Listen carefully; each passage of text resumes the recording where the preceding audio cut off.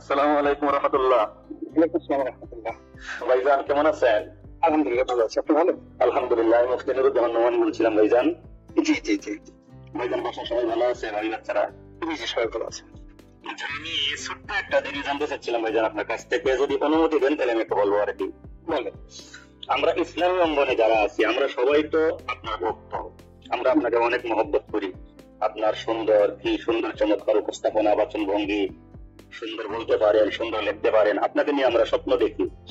তো এই যে হাসিনা পালানোর আগ পর্যন্ত আপনার যে ভূমিকা দেখলাম চমৎকার, এখন আবার তার পতনের পরে আপনার লেখাগুলা বলাগুলা কেমন জানি মনে হয়ে গেছে।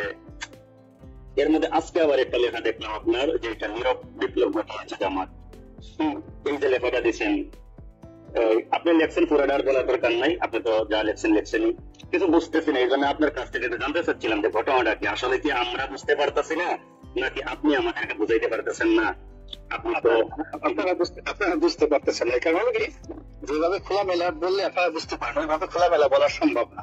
জি, তো যার জন্য যে জিনিসগুলো বলছি, এখন তো সবাই তো ইউনুস সাহেবকে তেল মারতেছে, আওয়ামী লীগের গালি দেওয়া তো খুব সহজ একটা বিষয়। আসলে আমরা আরো ভয়াবহ বিপদের দিকে এগোচ্ছি। মনে করেন যে বিরাজনীতি করেন, এখন যে জিনিসটা হচ্ছে সেটা হলো রাজনীতি, বিরাজনীতি করেন। এখন আওয়ামী লীগের শেষ করা হয়েছে, ঠিক আছে? জি, শেষ করা হয়েছে। এখন জামাতকে পৌঁছানো হবে, তারপরে বিএনপি কে শেষ করা হবে, এরপরে রাজনীতির পুরো অঙ্গনটা শূন্যতা বিরাজ করবে। বুঝতে পারছেন? তখন এনিথিং মাইট হ্যাপেন, যে কোনো সময় যে কোনো ঘটনা ঘটে যেতে পারে। বুঝতে পারছেন? জি, জি, জি। এই জন্য বাংলাদেশে একটা রাজনৈতিক পরিস্থিতিটা রাজনীতি যেন করতে পারে মানুষ, এই জন্য মূলত আমি একটা সচেতনতা সৃষ্টি করছি। আলহামদুলিল্লাহ, আলহামদুলিল্লাহ। এর বাইরে পারবেন না, আপনি তো ওয়াজই করতে না পারেন, যদি মেম্বারে গিয়ে কথাই বলতে না পারেন। এখন তো তবু বলতে পারতেছেন, এটা তো বেশি দিন বলতে পারবেন না তো। কিন্তু এখন যদি মুখ বন্ধ রাখেন এবং না শোনা ভান করেন, এবং যদি হয় এই যে সেগুলো আপনারা যা কিছু করতেছে, আপনি যে এটার সাথে সাথে আপনাদের স্বাধীনতা পেয়ে গেছি। জি, তো তাই জন্য এটা হলো যে মাথা ঠান্ডা রেখে প্রত্যেকটা জিনিসই আমার আল্লাহ আমাকে যতটুকু হিকমা দিয়েছে, আমি আমার মতো স্থানকাল পাত্র ভেদে ওই জিনিসগুলো বলে যাচ্ছি। বুঝতে পারছেন? জি, জি, জি। কিন্তু জামাত সবসময় একটা ঐতিহাসিক ভুল করেছে, সবসময় শোনা থাকে। জি, তারা ব্রিটিশ আমলে সারা জীবন ব্রিটিশদের বিরোধিতা করছে, যখন দুই ভাগ হয়ে যাবে তখন পাকিস্তানের বিরোধিতা করছে। আচ্ছা, গেল পাকিস্তানে তারা ঢুকতে পারে না, পাকিস্তানে আসছে, তারা তো তাদেরকে রাখে নাই, তারাই দিচ্ছে। পাকিস্তানে আসে, পাকিস্তানে তাদের বিরুদ্ধে তাদের আবুল আল্লাহ মওদুদি সাহেবকে ফাঁসি দেওয়া হয়েছে, ফাঁসির অর্ডার দিয়ে দেওয়া হয়েছে। গেল এটা। বাংলাদেশে তারা আসছে, বাংলাদেশে পাকিস্তানের সাথে তার কোনো ভালো সম্পর্ক ছিল না। হঠাৎ করে ওই মুক্তিযুদ্ধের 3-4 মাস আগে হঠাৎ করে টিক্কা খানের সাথে তাদের বন্ধুত্ব হয়ে গেল, এই রাজাকার আলবদর আশ্বাস। বুঝতে পারছেন? জি। এই হলো ব্যবস্থা। বাংলাদেশেও একই ঘটনা। এই যে এখন দেখেন বর্তমান সরকারের সাথে সবচেয়ে ভালো ব্যবহারের সম্পর্ক হলো জামাতের। তো এদের কারোর সাথে কিন্তু এর কোনো পরিচয় ছিল না, সম্পর্কই ছিল না।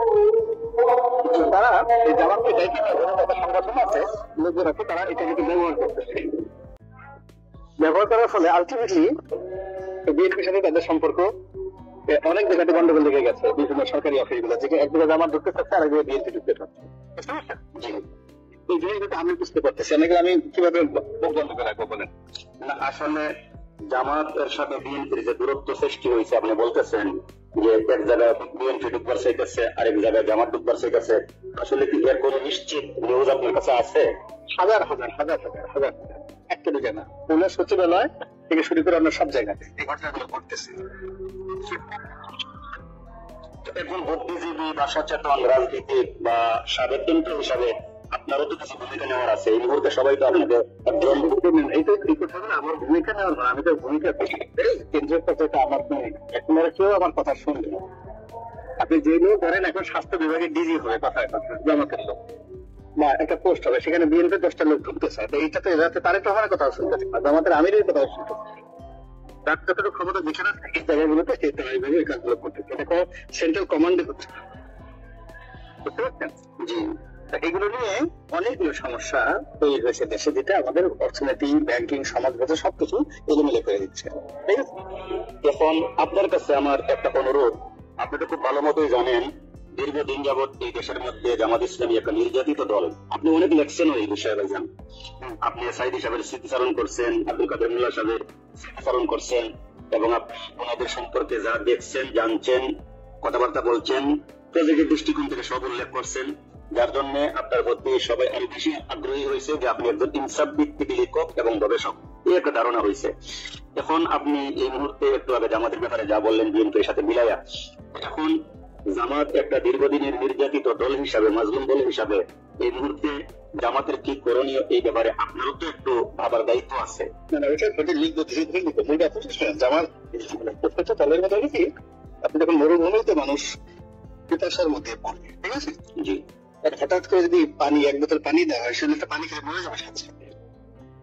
এখন আমরা গত 15 বছর যাবৎ আমরা বিএনপি আওয়ামী লীগের দ্বারা এইভাবে নির্যাতিত হয়েছি। তো হওয়ার ফলে এই যে এখন যে ফ্রিডমটা আসছে, ফ্রিডমটা উপভোগ করার জন্য যে ধরনের যোগ্যতা, মেধা, যা কিছু দরকার, এটা ডক্টর ইউনূস থেকে শুরু করে এখন আওয়ামী লীগ, বিএনপি, জামাত, যারা রাজনৈতিক দলগুলো আছে, কারোই মানসিক প্রস্তুতি নাই। বুঝতে পারছেন? মানসিক প্রস্তুতি নাই বলে কি যে হচ্ছে সারা দেশে এটা বলার মতো না। পুলিশ তামসা দেখতেছে এবং এখানে সবকিছু সাজানো। ধরেন আপনি এক লোক এক রাজ্য দখল করছে, ঠিক আছে, জি, কিছুতেই রাজ্য দখল করে সেই বাহিনীদেরকে কন্ট্রোল করতে পারতেছে না, তারা গেরিলা যুদ্ধ করতেছে। তখন এক বুদ্ধিমান লোকের কাছে জিজ্ঞাসা করো যে আমি তো দেশে যুদ্ধে পারতেছি না, কি করা উচিত? তো সে বললো যে বিভিন্ন জায়গাতে আপনি ওই মদের ড্রাম রেখে দেন, ভালো খাবার রেখে দেন, আর বাদ্য বাজানোর যে সারিঙ্গা ওইগুলো রেখে দেন, আর ভালো জামা কাপড় রেখে দেন। তারপর 6 মাস পরে আসেন, দেখেন কি হয়। এরপর দেখা গেল ওইগুলো খেয়ে গিয়ে সবগুলো মোটা হয়ে যুদ্ধ করার ক্ষমতা সব হারাইয়া 6 মাস পরে রাজা বিনা যুদ্ধে সে এলাকা দখল করে শুরু। বুঝতে পারছেন? এটা হলো আজ থেকে 5,000 বছর আগের ঘটনা। এটা লিখিত হিরোডোটাসের বইতে। এখন এই যে আমাদের যে বুভুক্ষ, মানে 5 তারিখ পতনের মধ্যে 6 তারিখের মধ্যেই টেকনাফ থেকে তেতুলিয়া পর্যন্ত যে সমস্ত টোল কেন্দ্র আছে, যে সমস্ত যেখানে যেখানে আওয়ামী লীগ লাগে, সেগুলো দখল করতে আমাদের একদিন সময় লাগে না, সাথে সাথে দখল করা হয়ে গেছে। কিন্তু এই দখলটা করছে কারা? এই দখল করেছে যাদের ক্ষমতা আছে, তারাই করছে, যার যেখানে ক্ষমতা আছে। সব বিএনপি করছে, নট লাইক দ্যাট। আমাকে জামাতের এক আমির, জেলা আমির ফোন করে বললো যে তার বাড়ি মানে ছিনতাই করছে এবং তার মোবাইল টোবাইল নিয়ে গেছে। জামাতের আমির পটুয়াখালী জামাতের আমির শাহ আলম সাহেব টেলিফোন করে ফোন করলো। আমরা যে আপনার ক্ষমতা, আপনি এখানে আপনার বাড়িতে হলে কি করতেন, এইটাই তো আপনি এখন কি করতে পারতেছি না। আওয়ামী লীগের জমানাতে কেউ আমার বাড়ি হামলা করে নাই, কেউ আমার বাড়িতে কি করে নাই। এই আওয়ামী লীগের প্রথমের পর আমার বাড়িতে আক্রমণ হলো কেন? আপনি বুঝতেছেন ঘটনা কিভাবে ঘটতেছে?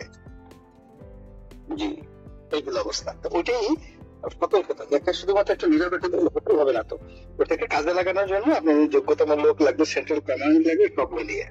ভাইজান, আমরা আলহামদুলিল্লাহ পুনরায় স্বাধীনতা অর্জন করছি আওয়ামী দুঃশাসন থেকে। 71 সালে যে স্বাধীনতা অর্জন করছিলাম, নামাজের তো হয়েছে তো ভাইজান, আমরা নামাজ সর্ব এই সংক্ষেপে এই 2 মিনিটের মধ্যে আমি একটু কথা বলে শেষ করে নেই। সেটা হচ্ছে আমরা 71 সালে যে স্বাধীনতা পাইছিলাম, সেই স্বাধীনতা আমরা খুশি হয়েছিলাম, কিন্তু বাস্তব স্বাধীনতা আমরা উপলব্ধি করতে পারি নাই।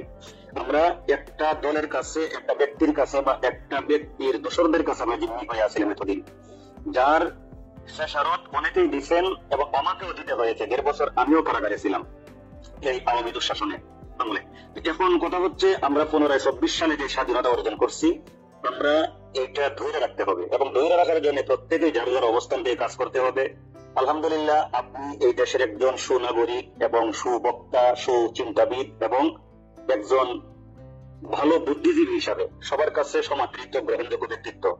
এবং আওয়ামী দুঃশাসনের আমলে আপনিও কিন্তু অনেক নির্যাতিত হয়েছেন, এইটা আপনিও জানেন, আমরাও জানি। তো সবকিছু মিলে আপনার কাছ থেকে অনেক কিছু আশা করি। আপনার কাছে আমার অনুরোধ, এই জামাত ইসলামী যে মাজলুম সংগঠন দীর্ঘদিন কত ধরনের জুলুমের শিকার হয়েছে, এটা আমি আর এখন মহিলা সময় নষ্ট করতে চাইতেছি না, যেহেতু আমাদের সময় হয়ে গেছে। আপনার কাছে আল্লাহর ওয়াস্তে অনুরোধ ভাইজান, এই দেশটা সুন্দর রাখবার জন্য আপনার কিছু ভূমিকা রাখতে হবে। যদি জামাত ইসলামের যে সম্মানিত দায়িত্বশীলগণ আছেন, কেন্দ্রের, মহানগরের সব দায়িত্বশীলরা আলহামদুলিল্লাহ আপনারা চিনে, আপনি যদি ওনাদের সাথে কথা বলতেছেন, আমার মনে হয় সবাই আপনার সাথে কথা বলতে আগ্রহী হবে। তো জামাত ইসলামের আপনার যে আমিরও তো আমার বাসায় গেছে, বাসায় গেছেন, একটা শফিক গেছে, সেলিম সাহেব গেছেন, সবাই গেছে আমার বাসায়, অফিসে সবাই আসছে। ঠিক আছে, আমার দিক থেকে যতটা করা করবে ইনশাআল্লাহ। আমার অনুরোধ এইটাই ভাইজান, জামাতের যেন উপকার হয় আপনি ওই ধরনের ভূমিকা রাখেন, কারণ জামাত যেন আর পুনরায় কোনো জুলুমের শিকার না হয়, আপনি সেই দিকে লক্ষ্য রেখে একটু বলবেন, কলম চালাইবেন, এটাই আপনার কাছে আমার অনুরোধ। আমরা যেন ব্যতীত না হই। এখন যেখানে পাপ দিচ্ছেন এখানে নো ওয়ে আপনি যেখানে আপনি গেছেন এখান থেকে দুর্ভোগ না পোহায় আপনি ফেরাতে পারবেন না। অলরেডি জামাত ফাঁদে পা দিয়েছে, বুঝতে পারছেন না? তাদের তো ক্যান্টনমেন্টে যাওয়াটাই ঠিক। জামাতে আপনি হঠাৎ করে পার্বত্য অবস্থা থেকে সেনা প্রধান এই করলো, করার পর সঙ্গে সঙ্গে ক্যান্টনমেন্টে দাওয়াতে গেল, কাজ করতে অনুমতি নিয়ে গেছিলেন। মুসলিম ঈশ্বরের বডি হয়েছে সাধারণ জনমত চলে, সেখানে গেছেন কেন? না, সেই দাওয়াতে তো প্রত্যেক রাজনৈতিক দলের দায়িত্বশীল যারা গেছেন, না প্রত্যেক রাজনৈতিক দলের যারা গেছে তারা সবাই দুর্ভোগ পোহাবে। যারা গেছে বিএনপি, যারা গেছে জোনায়েদ সাকি গেছে, যারা গেছে প্রত্যেকটা লোকের এই কর্মফল ভোগ করতে হবে। জাস্ট ওয়েট, কারণ আপনি একটা কাজ করেছেন, সেই কাজের তো ফল আপনার ভোগ করতেই হবে। মানে দিল্লি কি এরকম প্ল্যান করতেছে আপনি বলতে চাইতেছেন? এটা সেই প্ল্যান অনুযায়ী সবকিছু। সেই প্ল্যান কি আপনি সফল হইতে দিবেন? আপনারও কিন্তু ভূমিকা আছে। না না না, আমিও কিন্তু বাংলাদেশে বিশাল একটা ফিগার এখন। না না না, আমার কোনো ভূমিকা নাই। আমি শুধুমাত্র জানি বলি তো এইটা, এই কথাগুলো এখনো বললাম, এই নাহলে তো আমি বলতাম না। আমি যদি চাইতাম যে এই জিনিসটা, আমি এই কথাগুলো কেন বলতেছি, আমি এই কথাগুলো বলতেছি যে জামাত বানানো যারা, ইভেন আমাদের মির্জা ফখরুল সাহেব গেছেন ওখানে, খুব রং কাজ করছেন, খারাপ কাজ করেছেন। এই হুট করে ধরেন এখন এই যে 24 ঘন্টার মধ্যে ভালো চলে আসছে বাংলাদেশে, গিয়াসউদ্দিন আল মামুন মুক্তি পেয়েছে, তারা ঘুরে ফেরা করতেছে। আপনি বুঝতে পারছেন এগুলো জনগণের কি পরিমাণ চলে আসবে? কিন্তু বিএনপি তো এখন আপনার দল, আপনি তো বিএনপির হাইকমান্ডের সাথে কথা বলতে পারেন। না না, সব কথা দুনিয়াতে যে আপনি টেলিফোন করছেন আমি কথা বলছি, মানে জ্ঞান খুব দামি একটা জিনিস, আল্লাহ দেওয়া সবচেয়ে বড় নিয়ামত, হিকমা। এটা এমন জিনিসটা যে সাইডে সাইডে আমার ডাইকে গিয়ে বলতে হবে। আমার কাছে আমি কখনো এই জিনিসটা করি, বুঝতে পারছেন? সাইডে বলে না ভাইজান, কিন্তু দেশকে ভালোবাসলে, দেশের মানুষকে ভালোবাসলে কিছু কিছু কাজ সাইডেই করতে হবে। আপনি যখন একটা বিপদের লক্ষণ দেখবেন, তখন এই বিপদ থেকে সবাই মুক্তি দেওয়ার জন্য আমি সে কাজ করতেছি, সে কাজ আমার অ্যাঙ্গেল থেকে যেটা খুব সফট ওয়েতে লিখতেছি, বলতেছি সব হয়ে। এখন যদি কেউ জিনিস সেটা না বুঝে, এই যে আমি ডক্টর ইউনূস সম্পর্কে ডাইরেক্ট সরাসরি বলতেছি যে হি ইজ ইন রং, ভুল কাজ করতেছে, যে কাজগুলো করতেছে একটা কাজে সঠিক হচ্ছে না তার, হ্যাঁ সে বিপদে পড়বে। এখন এই কথাগুলো এই সময়টাতে আমি যদি না বলে তারা বলি যে সে 100% রাইট, তাহলে আপনি তো তাকে বুকরা সাবে খাবার ছাড়ার মধ্যে বলে দিলেন।